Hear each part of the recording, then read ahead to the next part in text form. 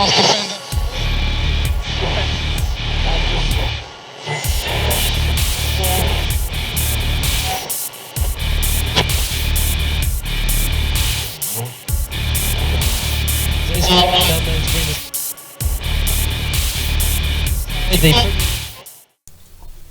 everybody, welcome back to the 414, and as I mentioned in previous videos over the weekend, we're going to start working on a series here with multiple different bloggers, podcasters, YouTube personalities about how to fix certain things within the WWE.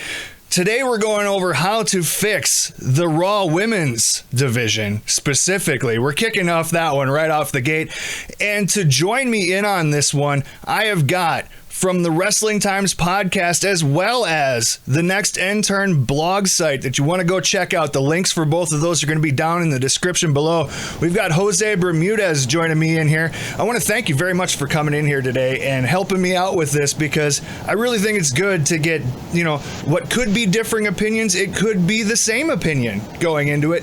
We don't know until we start doing this, but that's where we're heading to today. It's the Raw Women's division.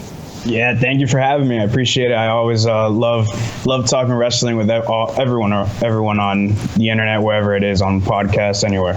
And it's one of those things where we could have the same opinion. We follow each other on Twitter, and I'm gonna have your Twitter down there. I'm gonna have Matt's Twitter as well down there, as well as the NextNTern's Twitter and your podcast Twitter. Everything's gonna be in the description of the video, so everyone can go follow you guys, because we all live tweet during Raw and SmackDown, and I think the number one thing that we complain about more than anything, other than the cruiserweights, is the Raw's women's division. And yeah, definitely. It's kind of a cluster right now, and I went over it last night, and we thought it was going to be a great thing, right? Raw's women's division, it has a belt. Just the women's division has a belt. At WrestleMania last year, WrestleMania 32, here comes Charlotte. We're getting rid of the butterfly belt. They unveil it. Lita's out there. You got Becky and Charlotte and Sasha's out there. The entire women's division is like, oh my God, we're getting a new belt. That was the big thing. Yep. Of course, Charlotte gets it, right? We knew that was coming. We knew she was going to win, and she kept it for a good long time. She kept it for 4.5 months in that first title reign, and then things kind of went sour. Yeah, I think where it went sour was definitely with the flip-flopping of the belts between her and Sasha. I thought Sasha deserved at least a pay-per-view moment, not necessarily a WrestleMania moment, but at least I didn't like that when you knew going into the match, if it was on a pay-per-view, Charlotte was gonna either get the title back or retain. And if it was on a Raw, you knew Sasha was gonna win, and or it was just Charlotte wasn't gonna win. Yeah, exactly. Because if it's a non-title match, Charlotte's losing on Raw as well. She only wins at pay-per-views right now. Yeah, that is definitely true, and she only wins on pay-per-views, and your champion doesn't look strong. You don't your champion can eat pins every once in a while, but not as consistently as she did on Monday Night Raw.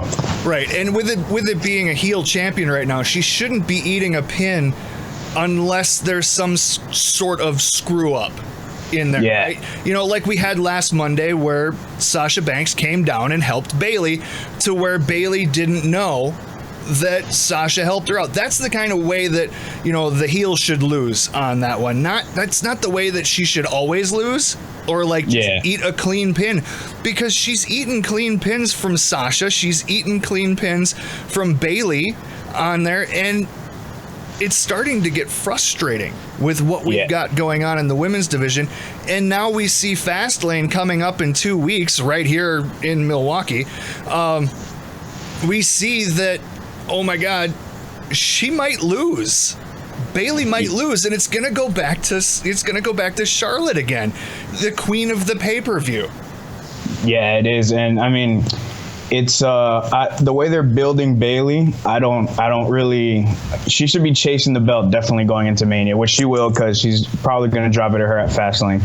But the way I saw it yesterday, it's a parallel. It's basically when Daniel Bryan finally won the WWE World Heavyweight title, and Stephanie came out and made him, or tried to make him, relinquish it.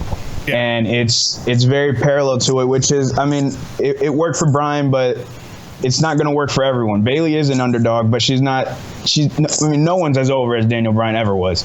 And I think they need to go into a different direction, maybe get more people involved as Emma. Emma's one of the best workers they have. Yeah, and she's not there. She's been gone. She's been gone. We've been teased for 17 weeks, 18 now, because she wasn't on last night. And when is she coming back? When is she coming back as Emma? Because that's what we were just told last week, that Emelina's done. Now you get to go for the makeover of Emma. Well, are we going to have to wait another 17 weeks? A total of 34 weeks, almost an entire year, to get Emma back on television again. It's a sad state when you look at, what is called the B show right now. The, SmackDown has a better women's division, and they use them better than Monday Night Raw does. And I think we need to start looking at the women in the division first off, okay? Let's look at Bailey. Bailey is not getting over with the fans right now. I don't know if it's the, gee golly gosh, I'm Bailey. I'm supposed to appeal to the 15 to 17-year-old girls out there and younger. But the night she won the title, 38% of the teenage girl viewers didn't see the match. They tuned out before the third hour started. Yeah, that has a lot of testament to actually having a 3-hour Raw, which I'm completely against. But Bailey's she's not getting over with the crowd, but she is over at the same time, because naturally she's gonna get over, because her days in NXT she was phenomenal there. But there's another problem too. Okay, she was big in NXT. We've seen what's happened to people coming up from NXT. Other than, and it took a while for Charlotte and Becky and Sasha to really gain traction too. It took a while for them. It wasn't instant out of the gate.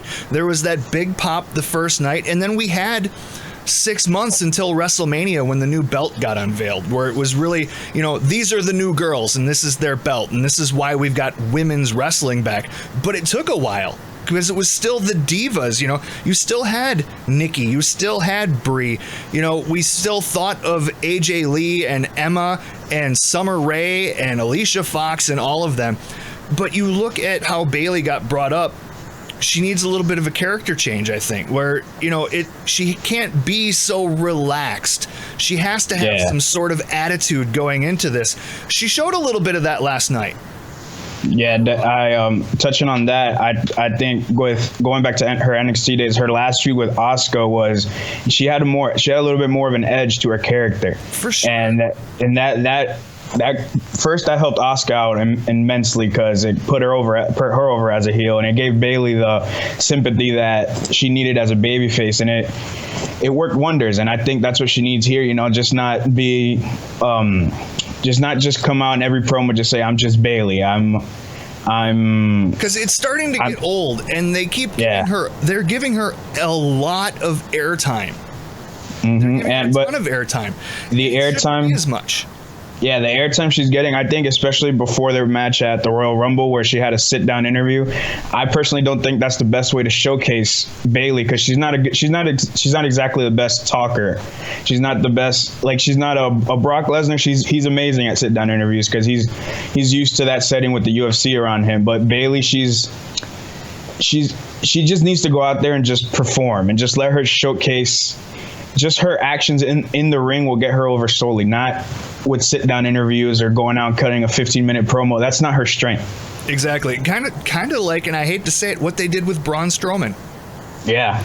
They let him go out and wrestle. And once he finally started getting over with the fans with his squash matches, then they let him talk. And then they didn't let him talk a lot. Yeah, exactly. They need to kind of do that with Bailey, which brings us to the other beast within the WWE, Nia Jax. Yeah, what are they doing with her? I don't know, because they're going back and forth with her. 1 week she is super dominant female heel. The next week she is, she's on the losing end to Sasha and Bailey in a tag match. It's that's definitely not something. And I went over it last night where it's a start-stop with Nia Jax. With Braun, they went full steam ahead. They kept things going. There was a progression where, there was one little guy in the ring with James Ellsworth. And then next thing you know, there's 2 guys in the ring. And then he had 3 guys in the ring. And then there were 4 guys in the ring. And then there was Sami Zayn. With Nia Jax, it's all over the place because they don't know what to do with their women's division. Either Nia Jax is with Charlotte, or she's not, and she needs to be just this destroyer. Where she needs to be Charlotte. She needs to be what Samoa Joe is. Yes, exactly. She needs to be, the Samoan of the women's division that just goes nuts. I don't care if you're good. I don't care if you're bad. I don't have the belt. Kind of like Baron Corbin's doing right now over on SmackDown. I don't care who you are. You have a belt. I don't. Yeah. Give me. And I want it. Yeah, exactly. Yeah. And I think she's not bad in the ring. She can go in the ring. She like her Samoan drop now that she's using as a finisher. It's pretty vicious. It's a real nice one. And I think what the problem with WWE, especially on Raw, is that they have 3 out of the 4 horsewomen there, and they're trying to give them the spotlight and not letting these other, like, they should have, in my opinion, at least they should have split the horsewomen up so that the other women around them can get more spotlight. I agree with that. And that should have been done off the bat. Bayley shouldn't have come over to Raw. Yeah, she should have gone over to SmackDown. That's the way it should have been.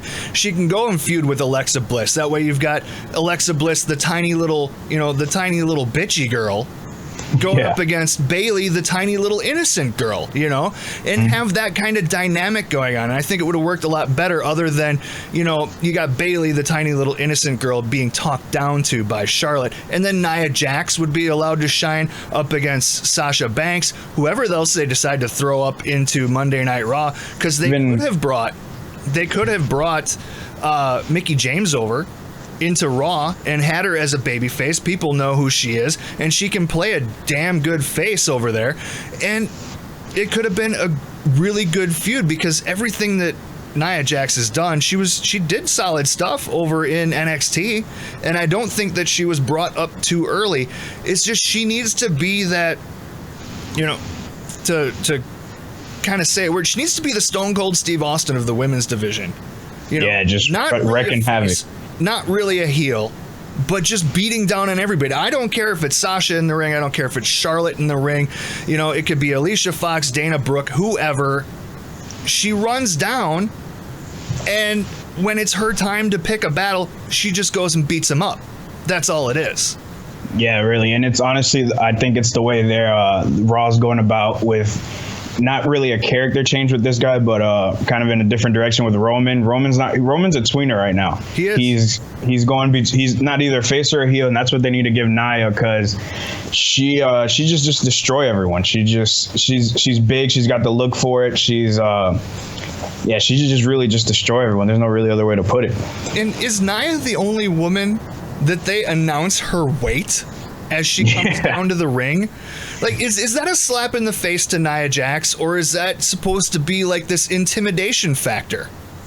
It should, at least the way I want to look at it, is that it should be an intimidation factor. It should be with, let's say, returning Mickie James, like you said, put her over on Raw as a face in the ring, and she hears her weight, and the only woman that has her weight announced, and she's just like, her face is like, oh my God, like they did with Big Show and Braun last night. They were like, Big Show is 383 pounds. Braun is 385 pounds. How the hell is the ring going to survive? We had to reinforce it for tonight. You can do the same thing with Nia Jax. You can have that big thing. How are these tiny little girls, these women, exactly. How are they going to survive? Because the next biggest woman next to Nia Jax is Charlotte. Yep. Well, she's on SmackDown, but returning Tamina Snuka too. But returning Tamina, exactly. So we've gone over Bayley, we've gone over Nia Jax. I think the next woman to really talk about is one that doesn't get a lot of TV time right now. She made herself known last week on Raw in the title match. Dana Brooke. Dana, I don't know why she just disappeared. But she was gone for about 2 months. Yeah, she just disappeared. She was just working house shows, wasn't on TV. But I mean, Dana's a work in progress. She's one of those that I thought NXT would have really worked for her. Yeah. Have you seen Dana Brooke live yet? Have you seen her work live? Yeah, I saw her at a live event in Orlando. That's where I saw her too. I saw her at a live event in Milwaukee. They had one not too long ago, and she didn't look bad. Yeah, they don't want. I guess in a way, she's not going to outshine Charlotte, but in a way, they just don't want her to. They just don't want her to people to know that she can go. She's not 100% bad.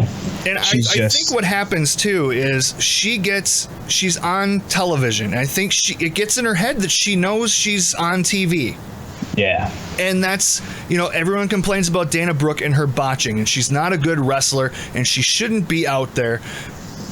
I think she's actually really good. I saw what she can do, and they always put her in, like, whenever they do house shows, the women are always in a 3-on-3 tag match. That's just always what they do. It's Charlotte and Nia Jax and Dana Brooke going up against Alicia Fox and Sasha and Bayley. That's just what they do to get the women out there. And that's what I saw. And Dana Brooke did a great job. She can sell really well, so she'll sell anybody's move any day of the week. And she can get some good offense going on there, but once that spotlight of the television is on there for her, it seems to go wrong. And I think Dana Brooke might have to go down to NXT for a while, Yeah, and she also has her character too. She just the fact that she already has heat on her because people think she can't wrestle. People think she's just not good and shouldn't be there. That's a way to put over a babyface too, as in a Bayley. If you want to put over your babyface Sasha or a Becky or anything, because the heat she has is something that a lot of these guys on the main rosters wish they had. Oh, for sure. Roman has the most heat out of anybody right now, and no one knows what to call him. It's like, and Dana Brooke is pretty close. She is the new Eva Marie. Yeah, for sure.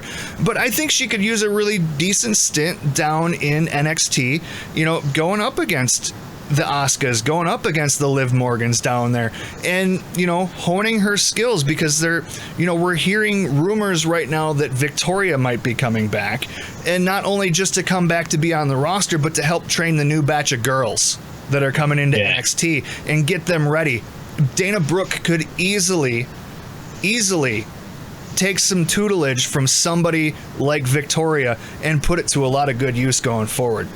Yeah, and that method of putting a kind of a mentor on someone it's really flourished lately in WWE, especially with, you see Braun. He's been getting mentored by Big Show. Baron Corbin over on SmackDown's been getting mentored by Kane, and they're flourishing. And I think Dana, not just Dana, but I think a lot of the women down there can use someone like that to kind of show them the ropes, and not just in ring, but your full character wise as a wrestler. Yeah. So the next woman, we've gone over 3 of them so far. Alicia Fox. God, what is she? They got her on 205 Live. Foxy's on 205 Live now. Do we need her? Yeah, I don't. She wasn't doing much. She had that short little spat with Nia Jax where she went crazy in the box. That was it. And then we all got our eardrums busted open on 205 Live when she went crazy on Cedric Alexander in the locker room.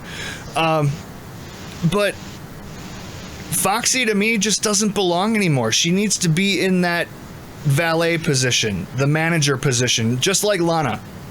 Yeah, she it's a shame too, because she has probably one of the most beautiful Northern Lights suplexes I've ever seen, and she does. Just that alone puts her up there. But yeah, I think what you said is correct. She's ran her course. She had her time, and her valet position is good, but not on 205 Live. Give her like a main roster, someone that could use, someone that probably can't. Their promo work isn't as stellar as some other guys, and exactly.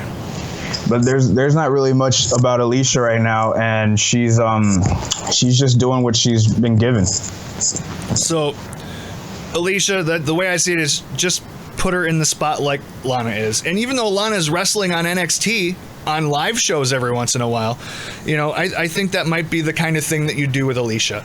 right? Yeah. She's there. She can help younger talent come up, but really she's part of that divas division that we just don't have anymore. You know, they put her out there. She's still in like the sexiest clothes you can put somebody in. She's not in like wrestling gear. She's in the most skin tight stuff that they can put her in when she's out to the ring with her butt hanging out and all that kind of stuff. That's what Alicia Fox is. She is the sex appeal of the women right now, and they flaunt it like crazy. Now we move on. We only got 2 more women for the Raw Women's Division. Sasha Banks is the next one. And I'll let you go with your thoughts on what needs to happen with Sasha. Sasha's been, ever since she came out of her feud with Charlotte, she's kind of been, I don't want to say directionless because she's not completely directionless, but they've been teasing the heel turn with Sasha and Bayley and that story. They're doing kind of what they did with Jericho and Kevin Owens. They're building that friendship, getting us to love it, getting us to invest in it, just to break it up and have Sasha get the heat she's going to get when she turns and have Bayley get her sympathy, much like Jericho and Owens right now.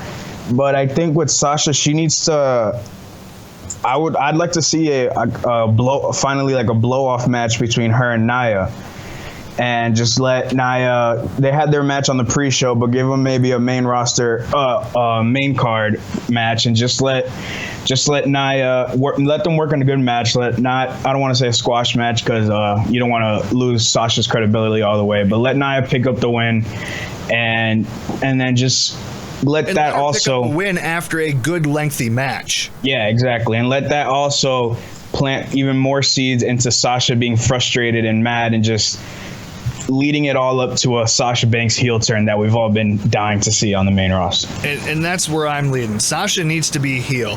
You know, and the problem with that is you're really heel heavy on the roster. If everybody is heel, where you've got Charlotte and Nia is in between, where she beats up on everybody, and there's, you know, Charlotte, Nia, Dana Brooke, Alicia Fox is out of the picture because she's really not wrestling right now. That leaves Sasha and Bayley as your faces on the roster. Yeah, and Emma's what's definitely happening with Emma. No one knows. Yeah. No one knows. So that leaves Bayley as like the beat up toy for everybody. You know, and no one knows at that point, well, who's going to be the other good girl coming in? Do they bring in Asuka? Do they bring up Liv Morgan? Who do they bring up from NXT to help fill that space? And that does lead us to Charlotte on there, because she is one of the best wrestlers on that roster. It is in the world, even Sasha and Charlotte. They're the ones leading Raw right now. They're the two best. But I think she needs to not win at a pay-per-view very soon. This whole flip-flop back and forth needs to end. Unfortunately, it's not ending. It's not ending here. You know, they're going to go a whole year of pay-per-views, more actually, a whole year of pay-per-views of Charlotte winning with the women's title, and then she'll drop it at WrestleMania finally to Bayley or Sasha. Because building up. I could see it. The way I could see it is the Four Horsemen Fatal 4-Way finally, and that's the way she loses her streak. Yeah, which would be nice, but I honestly, just like you said, it needs to come to an end so that we can have Charlotte come back down and be on the same level as everyone else. Yeah, and it needs to pull her back a notch, because, and I've said this before, I want to have a lengthy title reign within the Raw Women's Division. Okay, not you know, excluding the first one, that 150 some days, it was either between 120 and 150 some days of the first title reign. The rest of them have been 2 months or less on there. Bayley's is going to end up being 3 weeks if she loses at Fastlane, so she'll really only have the belt for the shortest title reign of all of them. But everything flip-flops back and forth, where it's like, you got Sasha winning here on Raw, you got Charlotte winning over it, you know, on the pay-per-view, and then Bayley wins at Raw.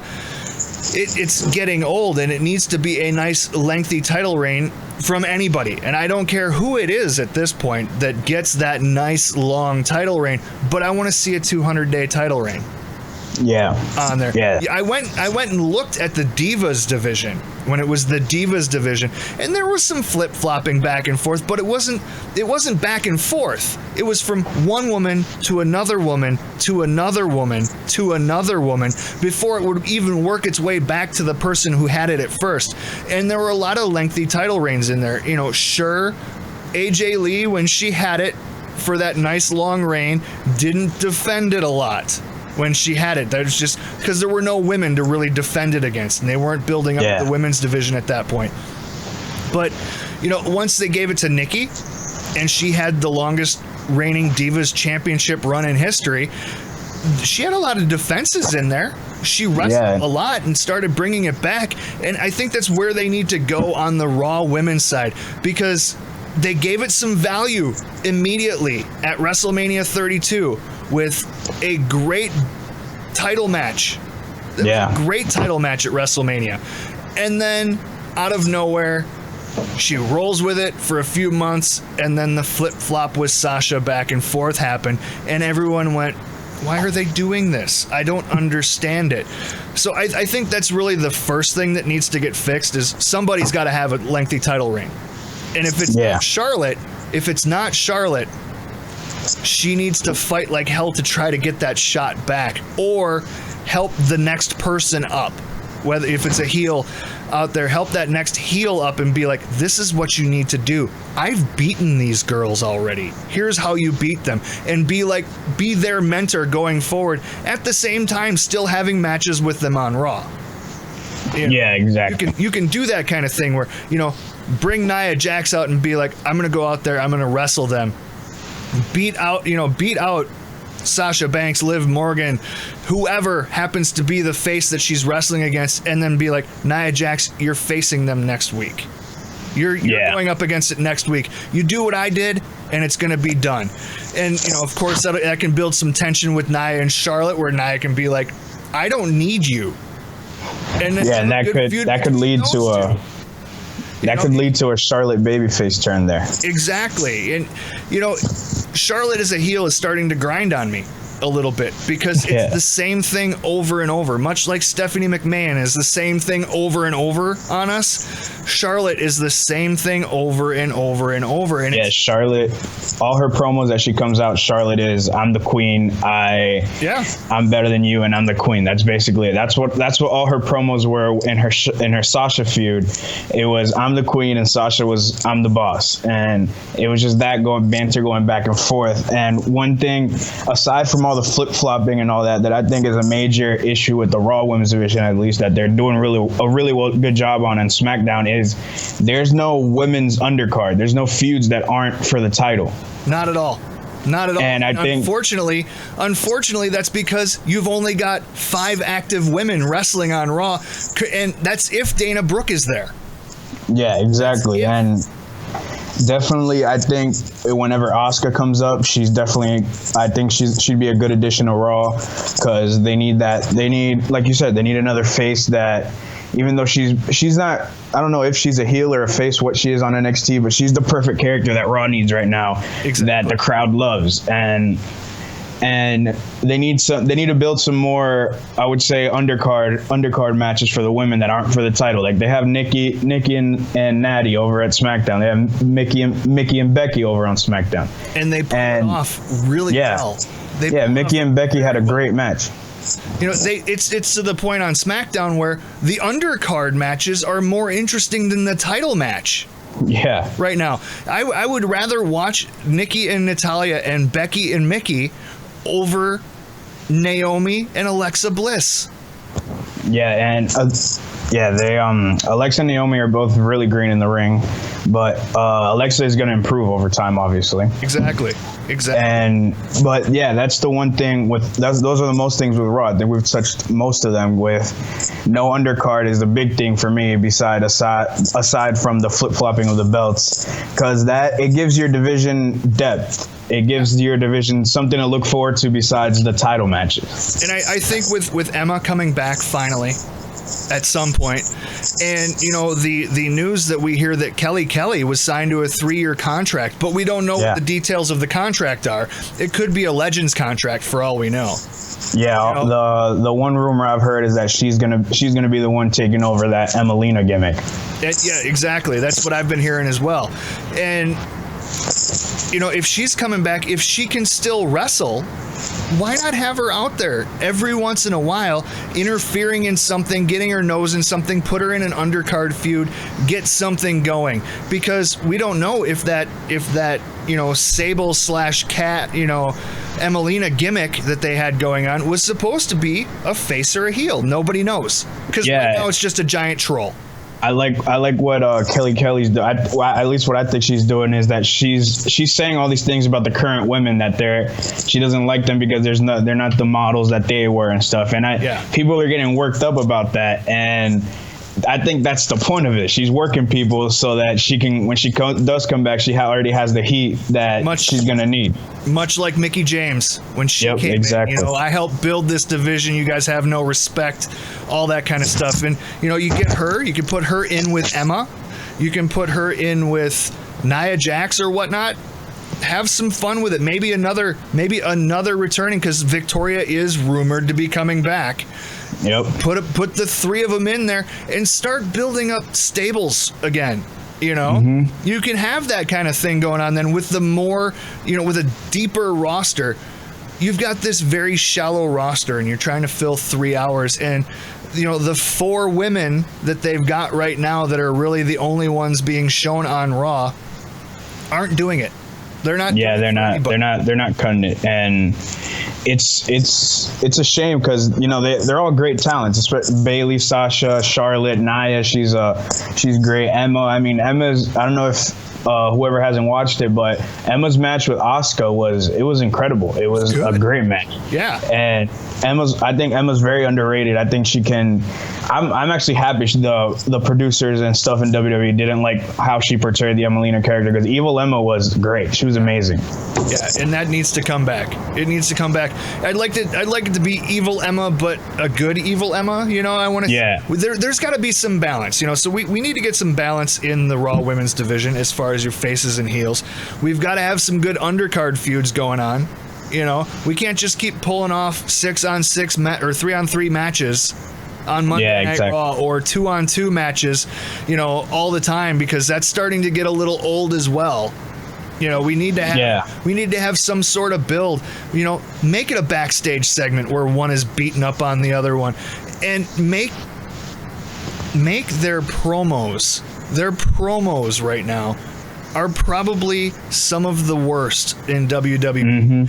Yeah, they really are. Backstage segment they had a few weeks back where Bayley and Sasha are backstage with Charlotte and Nia Jax.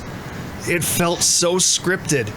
It felt unbelievably scripted, where you go, how is Alexa Bliss this good? How is she as good as she is when you've got these other women who have been around longer than she has, and they just don't. They're not performing the way they should be. Sasha feels like she's having all her lines written for her, and she's trying to repeat them verbatim. Sasha comes off better as a heel, 100%. Yeah, and Charlotte is the same way right now, because it's the broken record syndrome. Bayley, as we said earlier, it's too much of the gee golly gosh darn, you know, I'm 16 living out my dream that I had as a kid kind of thing. You're done. Your dream is over. You have your dream. You have realized it. Become a woman now in the WWE, and now it's time to ass. And then Nia Jax just needs to not say anything right now. For now. Yeah, she doesn't need a microphone. She just needs to beat people up. Yeah, and she's come close to some of that too, where, like, you know, she starts beating up on Sasha Banks, but now that seems to be gone too. You know? Yeah. What does Nia get to beat up on now? You know, because Sasha Banks seems to be back into the main event feud, where more than likely we're gonna see Sasha Banks interfere in the match at Fastlane somehow, and Charlotte's gonna get a win. Yeah, and I think it's going to be interesting to see how they incorporate Nia into this, because the rumored match, of course it's only a rumor, but the rumored match for Mania for the Raw Women's Championship is Nia, Bayley, Charlotte, and Sasha. And I can see how they're building Bayley, Charlotte, and Sasha, but I don't see how they're going to incorporate Nia into this. Other than she hates Sasha Banks. Yeah, that's the only. She has to have hatred, not hatred, but she has to have some type of her character development where she wants the belt. She wants to be the champion. Yeah, and she had a little bit of that this past Monday with Charlie in the ring. You know, yeah, saying that she just wants the belt. It's a travesty that she doesn't have a title shot right now. I agree. You know, we can give Nia a title shot. Why not? As long as she can prove and defend and keep things going, why not give it to her? So, really, I think we've outlined a lot of good stuff to help fix the women's division. I don't think there's a one thing that is going to fix it. You know, we can't just say, well, let's make Bayley more of a woman. Let's change her gimmick around a little bit. Pull that off of her. Let's make Sasha a heel. Let's bring more women into the division. I don't think there's any one thing to fix the Raw women's division. It's going to be a lot of it's honestly a lot of it is just the little things. It's nitpicking some things to make it more believable. Like when you touched on with the promos, I think the best promo that we've seen on Raw, at least coming from a woman, was that promo with Charlotte and it's Bayley's life and all that. Yeah. And it was because Charlotte can't when she wants to. Charlotte's hit or miss on promo. She's either really good or completely awful. And that was she was really good, but we don't really see anyone on the Raw Women's division that blows you away with their promos. Not right now. Not like we've got over on SmackDown. Yeah, no, there's no AJ Lee on that roster right now that can just get a feud over with one promo. Exactly.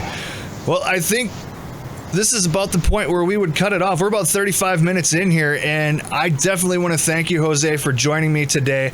I want all of the viewers of this to make sure to go check out the links in the description to the Wrestling Times podcast, to the NextNTern, all of the Twitter handles we got out there for Jose, for Matt, all those guys.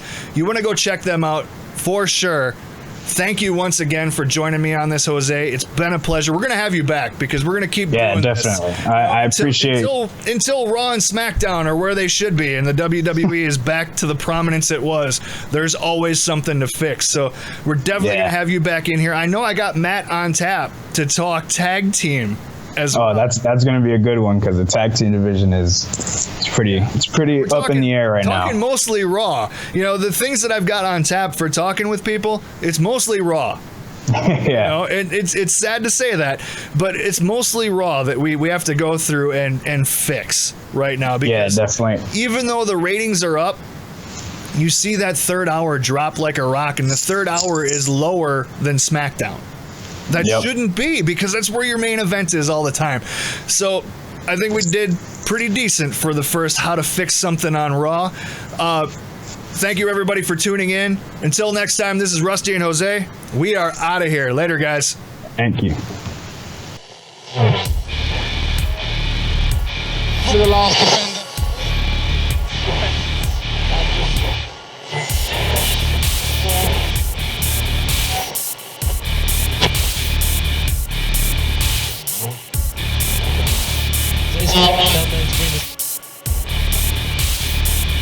They